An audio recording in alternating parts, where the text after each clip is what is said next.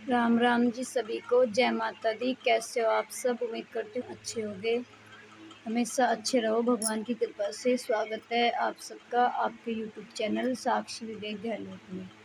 जिन भाई बहनों ने, बड़े बुजुर्गों ने अभी तक चैनल को सब्सक्राइब नहीं किया है तो चैनल को सब्सक्राइब कर लें और अच्छे अच्छे कमेंट करें और वीडियो को शेयर करें। तो दोपहर के बज रहे हैं 4:30 और अभी विवेक जी की एक्सरसाइज नहीं हुई है। अभी एक्सरसाइज वाले भैया नहीं आए हैं, आने वाले हैं थोड़ी देर में। तो सबसे पहले मैं आपको ये बता दूं कि अभी तक जन्माष्टमी से लेके जो व्लॉग आ रहे थे वो मेरे पहले बने हुए व्लॉग थे, क्योंकि आप भी नोट कर रहे होगे कि मैं एक व्लॉग में मैंने ये बोला है कि जन्माष्टमी कल थी, और हालांकि वो मैंने व्लॉग परसों ही डाला है। तो मेरे मेरे जन्माष्टमी के व्लॉग बने हुए थे जन्माष्टमी के आसपास के ही।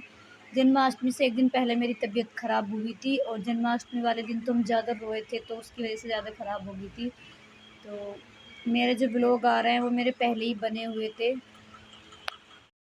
तो सबसे पहले तो मैं ये कहना चाहती हूँ बहनों से जिनके हस्बैंड विवेक जैसे हैं और वो परेशान रहती हैं, क्योंकि मुझे पता है इस हालात में बंदा कितना टूट जाता है। तो मैं उन बहनों से कहना चाहती हूँ कि सभी बहनें हिम्मत कर लें, मेरे जैसे अपने शरीर का नाश ना करें। आज मैं इतना पछता रही हूँ, इतना पछता रही हूँ कि मैं आपसे कुछ भी बयां नहीं कर सकती हूँ। आज मेरी हालत यहाँ पे आके खड़ी हो गई है। अभी मैंने पीछे वज़न तोला था अपना, तो 34 किलो वज़न था मेरे अंदर, और आज मेरे अंदर 28 किलो वज़न है। और मेरी हाइट भी ठीक-ठाक है, तो हाइट के अनुसार 60 किलो वज़न होना था और आज मेरे अंदर 28 किलो वज़न है। तो कई दिन से मैं इतनी ज़्यादा परेशान चल रही थी, मैंने 6-7 दिन से खाना भी नहीं खाया था सही से, कभी आधा फुल्का खा लिया, कभी नहीं। लेकिन मैंने एक भी व्लॉग ऐसा नहीं बनाया जिसमें मैं आपको ये बात बताऊँ, क्योंकि अब मैं भी थक चुकी हूँ। बहुत सारे भाई ऐसे कमेंट कर देते हैं, कोई नाटक लिख देता है, कोई कुछ लिख देता है। तो इस करके ही मैंने अपनी तबीयत का कोई व्लॉग भी नहीं बनाया था, और जो मेरे पास पहले वीडियो पड़ी थी उनको ही मैंने एडिटिंग करके आप सबके लिए अपलोड कर दिया था।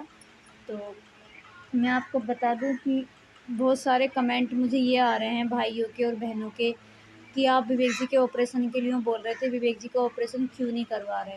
तो विवेक जी का ऑपरेशन डॉक्टर ने बोला था कि रक्षाबंधन से 10 दिन बाद विवेक का ऑपरेशन कर देंगे, और आप हमें 2 दिन पहले बता देना, हम इनका वाल मंगवा के रख लेंगे। जो इनके सर में वाल डलेगा वो 80,000 रुपये का वाल आएगा।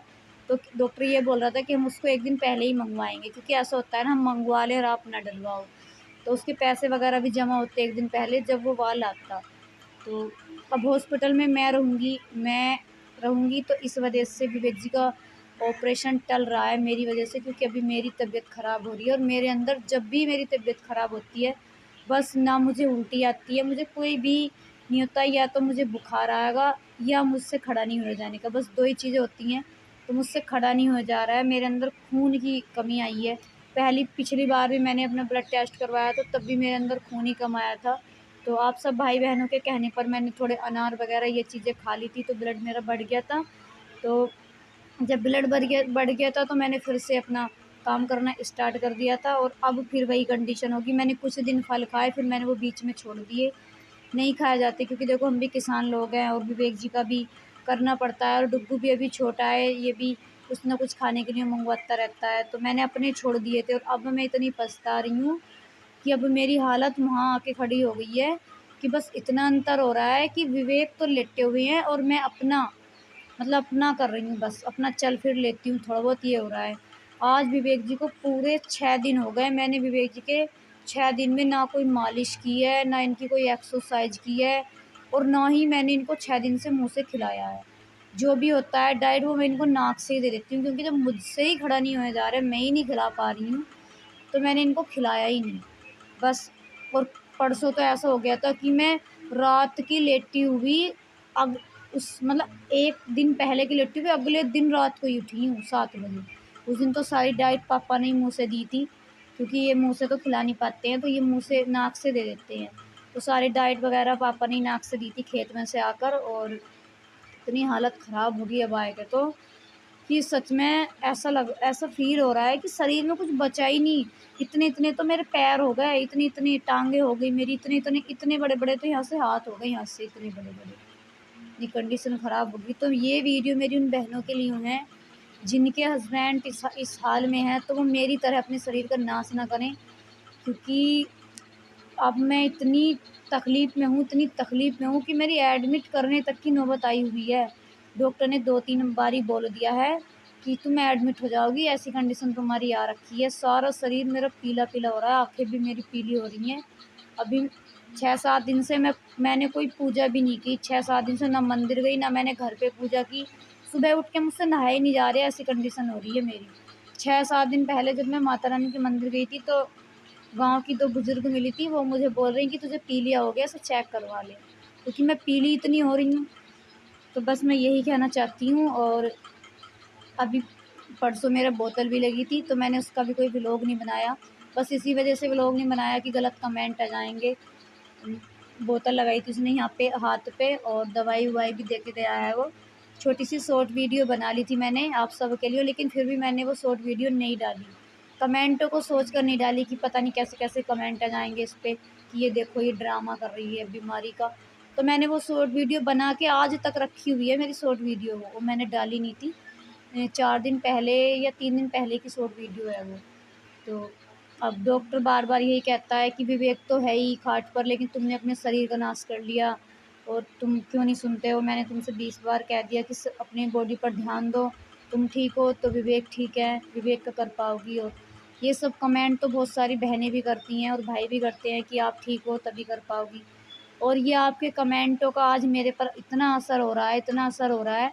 आज मुझे पता चल रहा है आपके कमेंटों का कि आप सही बोल रहे हो। अगर देखो अब मैं नहीं बैठ पा रही हूँ तो विवेक का वाक़ई में नहीं हो पा रहा है, क्योंकि मम्मी भी बेचारी घर का काम-वाम रहता है, सारा घर का भी बहुत काम होता है। ये भी, और इनसे इतनी जल्दी काम नहीं होता, ये आराम-आराम से करती हैं, ये भी टेंशन में रहती हैं विवेक जी की। तो ये भी घर का काम मुश्किल कर पा रही हैं। और आज मैंने थोड़े से कपड़े धो लिए थे हिम्मत करके। मैंने सोचा मम्मी बेचारी और काम कर रही हैं, पशुओं का भी था और खाना भी यही बना रही हैं।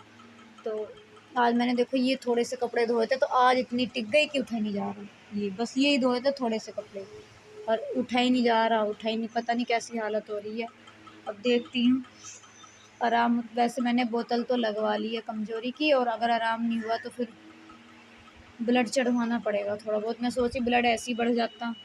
तो इस करके ही विवेक जी का ऑपरेशन रुका हुआ है, बाकी और कोई दिक्कत नहीं है। क्योंकि अब मेरी हालत ख़राब हो रही है तो हॉस्पिटल में रहना पड़ेगा। और चलो मैं नहीं भी रही 1% को तो घर का काम करवाना पड़ता है, खेत में पशुओं के लिए चारा-वारा लेने भी जाना पड़ता है जब पापा एडमिट रहते हैं विवेक के साथ हॉस्पिटल में। तो यही सोचकर हम विवेक जी को ऑपरेशन नहीं छिड़वा रहे हैं। पता नहीं वहाँ पे कितने टाइम लगेगा, 4 दिन लगेंगे या 2 दिन लगेंगे। तो और एक बहन का मुझे आज कमेंट आया था, सॉरी कल की वीडियो में, कि दीदी हमने जब भी देखा है हमेशा विवेक को एक ही करवट में देखा है। तो ये आपकी बात सही है, हम विवेक जी को एक ही तरफ की करवट दिलवाते हैं। जिस तरफ इनका कुल्ला टूटा हुआ है ना, अगर हम उस तरफ करवट दिलवा देते हैं ना, तो उधर से स्वेलिंग सी आ जाती है इनके कुल्ले पे, तो हम इस वजह से नहीं दिलवाते हैं। एक तरफ ही दिलवा लेते हैं, क्योंकि हमें बस हवा लगानी होती है कमर पे ताकि इनके बेड सोन ना बने। और देखो ये वीडियो भी मैं चारपाई पे बैठकर ही बना रही हूँ। अगर ये वीडियो मैं ऐसे घूम के जैसे मैं बनाती हूँ, अगर वो चलते हुए बना लूँगी तो पता नहीं अजीब सा होता है। जब मैं खाट पे से खड़ी होती हूँ ना, तो ऐसा लगता है कि हमारा सारा घर ही घूम रहा है खाट पे से खड़ी होके, ऐसा फ़ील होता है। इतनी कमज़ोरी आ गई शरीर में, इतनी कमज़ोरी आ गई कि बहुत ही ज़्यादा कमज़ोरी आ गई शरीर में। खड़ी होती हूँ तो चक्कर सा फ़ील होता है, ऐसा लगता है कि कहीं मैं गिर ना जाऊँ, इतना अजीब-सा लगता है। और बस यही कहना चाहती हूँ कि मेरी तबीयत ख़राब होने की वजह से विवेक जी का ऑपरेशन रुका हुआ है, वरना आज कल में हो जाता ऑपरेशन तो इनका। और अभी एक्सरसाइज वाले भैया भी आने वाले होंगे थोड़ी देर में, और गर्मी हो रही है बहुत ज़्यादा। और मुझे एक कमेंट आया था भाई का कि दीदी आपका जो ये कूलर ख़राब होता है, तो कूलर वाले का जो मतलब पेपर बना था जो आया था ये, कि कूलर वाले पर फ़ोन कर लेना, कंपनी से ही आते हैं। तो भाई मैं आपको बता दूँ, इसकी हमेशा मोटर ख़राब होती है। जब हम इसको दुकान पे लेके जाते हैं इसकी मोटर को, तो वो नई मोटर दे देता है, हम फिर अपने घर को आ जाते हैं। और अब फिर आप लोग भी ये कहोगे कि ये झूठ बोलती है। अब फिर वही कंडीशन हो गई, अब फिर बंद पड़ा है 5-6 दिन से। इस बार मोटर नहीं फूकी तो उसकी पंखुड़ियाँ टूट गई। देखो मैं दिखाती हूँ उठ के, चला नहीं जा रहा है, इतनी कमज़ोरी वीक हो रही है शरीर में। रात तो डुग्गू सो गया जल्दी। आज तो ये मेरा बुरा हाल कर देगा रात को भी। देखो ये सो गया, अपने पापा के पैरों में सो गया। मैं आपको दिखा दूँ, चक्कर सा आ रहा है। देखो ये सो गया, आज डुग्गू भी सो गया और रात को बहुत दुखी करेगा मुझे ये। मैं आपको दिखाती हूँ, पता नहीं दिख रही है आपको ये नहीं दिख रही। देखो इसके अंदर पंखड़ी नहीं है, ये देखो ये बिना पंखड़ी का है। अब इसकी पंखड़ी टूट गई, कभी कुछ इस कूलर में भी लगा रहता है हमारे।